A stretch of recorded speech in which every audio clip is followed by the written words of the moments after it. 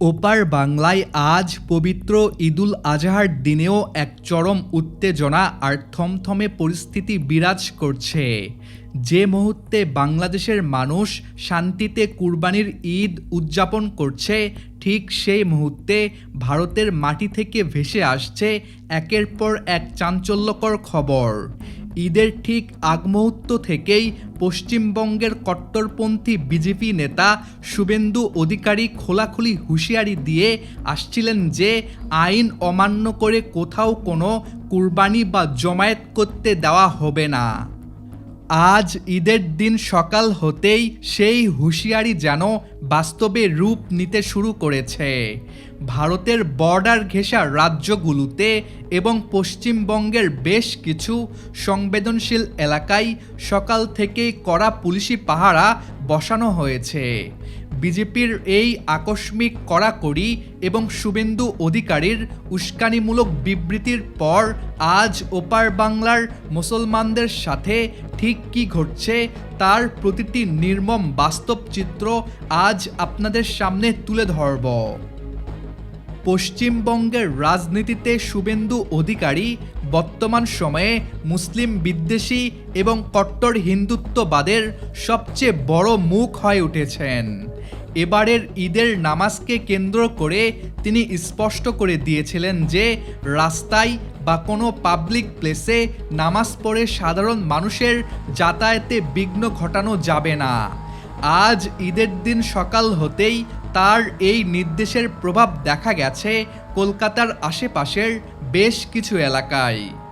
অনেক জায়গায় খোলা মাঠে বা রাস্তায় ঈদের নামাজ পড়তে যাওয়া মুসল্লিদের পুলিশ দিয়ে আটকে দেওয়া হয়েছে এবং সাফ জানিয়ে দেওয়া হয়েছে নামাজ পড়তে হলে শুধুমাত্র মসজিদের ভেতরেই পড়তে হবে।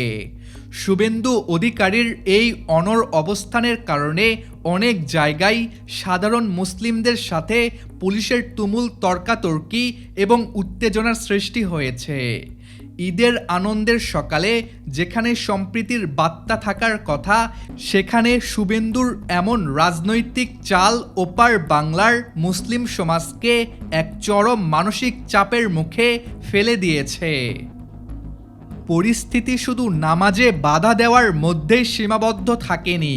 ওপার বাংলা থেকে আসা খবর অনুযায়ী আজ সকাল থেকেই বিভিন্ন এলাকায় কট্টরপন্থী বিজেপি কর্মীদের সাথে পুলিশের এক ধরনের যৌথ তৎপরতা লক্ষ্য করা গেছে। বিশেষ করে যেসব এলাকায় কুরবানিকে কেন্দ্র করে সামান্যতম সন্দেহের সৃষ্টি হয়েছে, সেখানেই পুলিশ এবং রাজ্য প্রশাসনের দল গিয়ে হাজির হচ্ছে। অভিযোগ উঠেছে কোনো এলাকায় কুরবানি দেওয়ার প্রস্তুতি নেওয়ার অপরাধেই বেশ কয়েকজন মুসলিম যুবককে পুলিশি হেফাজতে নেওয়া হয়েছে। বিজেপি শাসিত রাজ্যগুলোতে এবং পশ্চিমবঙ্গের বিজেপি প্রভাবিত পকেটগুলোতে এই গ্রেপ্তারের ঘটনাগুলো সবচেয়ে বেশি আতঙ্ক ছড়াচ্ছে। বাংলাদেশি দর্শকদের মনে রাখতে হবে, ভারতে আইনিভাবে অনেক রাজ্যেই গরু কুরবানি সম্পূর্ণ নিষিদ্ধ। আর আজ ঈদের দিন সেই আইনকে অস্ত্র হিসেবে ব্যবহার করেই মুসলিমদের উপর এই সাঁড়াশি অভিযান চালানো হচ্ছে। অনেকের মনেই প্রশ্ন জাগতে পারে, পুলিশ কেন এতটা মরিয়া হয়ে মুসলিমদের গ্রেপ্তার বা আটক করছে?